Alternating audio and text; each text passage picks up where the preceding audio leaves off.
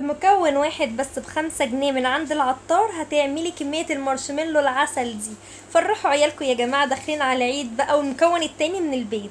فتعالوا نشوف مع بعض الطريقة القمر دي تتعمل ازاي. قبل ما نبدأ تنسوش تعملوا لايك واعملوا كومنتات، صلوا فيها على النبي. هنجيب حلة معانا، هنحط فيها كوباية ونص سكر، عليها نص كوباية مية، ونديهم تقليبة بسيطة كده. بعدين هنرفعهم على النار وهنعصر عليهم نص ليمونة كده. هنا رفعناهم على النار اهو، وهنعصر نص الليمونة بالشكل ده كده. ده المكون اللي في البيت. نيجي بقى للمكون اللي ب5 جنيه من بره. جبنا ب5 جنيه جيلاتين، وحطينا معلقتين في الطبق وعليهم شويه ميه، وهنقعد ندوبهم بالشكل ده كده اهو لحد ما يوصل معانا للقوام ده. نيجي بقى للميه بالسكر العسل اللي احنا عملناه على النار. هنجيب طبق فيه شويه ميه وفيها تلجيه عشان نختبره اذا كان كده بقى تمام ولا لا، وهنحط فيها بالمعلقه كده. وصل معانا بالشكل ده تمام، هنطفي عليه وهننزل بقى عليه بالجيلاتين. بس اول ما ننزل بالجيلاتين هنضرب بالمضرب الكهربائي على طول، لان المارشميلو بيجمد بسرعه، فاحنا عايزين كل حاجه بسرعه بسرعه كده اهو. نزلنا بالجيلاتين وبدأنا بالمضرب نضرب كويس وبنبقى سريعين كده اهو كده اهو بالمضرب كهربائي. هيبدأ بقى يوصل معانا بالشكل ده، وهيبدأ كل مدى يتقل معانا اهو.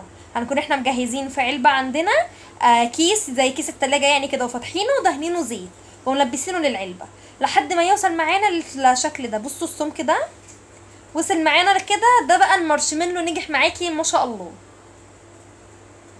هنا انا ما كنتش قادره اصبر وكنت عماله ادوق. طعمه تحفه تحفه تحفه، وزي اللي بره بالظبط، لان كمان اللي بره غالي. فانتوا بقى اعملوا يا جماعه، وفروا بقى وفرحوا نفسكم واولادكم كده. جبنا بعد ما ضربناه في المضرب بقى، بدأنا نحطه في علبة التلاجة دي كده، والكيس اللي فيها ده كده اهو. بس نكون دهنين الكيس زيت كويس بالشكل ده. ولازم برضو بسرعة، يعني العلبة تكون جاهزة، ما نستناش لسه هنعملها، لا تبقى جاهزة، لان المارشميلو في طبيعته بينشف بسرعة.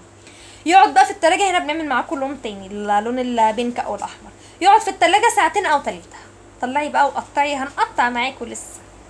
بص انا بقى كانت ماما بتعمله لنا ملون تحفة تحفة تحفة. زي ما قلت لكم يقعد في التلاجة ساعتين او 3. هنا كنا عملنا المعيار تاني قررناه عشان نعمله ملون. هنا بقى بعد ما قعد ساعتين 3 زي ما قلت لكم في التلاجة، الوان طعام كمان، الوان طعام. جبنا بقى في صينيه معانا شويه نشا بالشكل ده، وهنبدا بقى نقلبه ونغطي ده بالنشا. ليه؟ لان المارشميلو كده من غير نشا عمال يلزق في الايد، فالنشا دي بتعمل زي طبقه عازله كده، ما بتخليش يلزق، بتخليه زي بره بالظبط يعني. اهي بصوا كده ماما بقى بتمسكه في ايديها مش بيلزق، لكن من غير النشا بيقعد بقى يلزق ويطلع في الايد وكده، واحنا عايزينه يبقى زي بتاع بره بالظبط. ده بقى تقطعه صوابع بالطول كده. والقطعه اللي تقطعها انتوا هتشوفوها برضو، بس القطعه اللي هي بتقطعها بالطول دي بتعملها برضو في النشا اهو. بصوا تحفه تحفه تحفه يعني. انا عماله اوريها لكم اللي هو مطاطي زي بتاع بره كده. حاجه حلوه لما تعملي الحاجات اللي من بره، وكمان بتبقى بطريقه صحيه، يعني بطريقه مضمونه، كلها حاجات من البيت وحاجات صحيه وكده. ف حلو قوي اهو. بس هي عماله توريكم المطه وعماله تشدلكوا. لا نجح يا جماعه الحمد لله، وان شاء الله ينجح معاكم برضو من اول مره. هنا ماما بتوريكم من الابيض.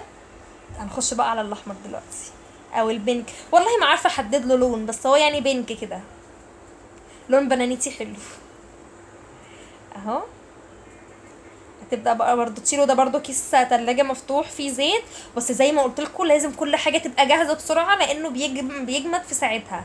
ده مسافه ماما ما حطته في الكيس، في الكيس يعني عشان يدخل التلاجة، كان اللي هي المضرب، الحاجات الالومنيوم بتاعه المضرب كان نشف فيها، فبسرعه. بصوا الجمال. الاحمر ده بقى في قلبي، حلو قوي، لونه عاجبني جدا اهي. عماله اوريكم اللي هو مطاطي برضو، عماله اوريكم كل تفصيله فيه. هنا برضو بتوريكم القطعه التانية، وعماله تتنيها وتوريها لكم يعني انه مية مية.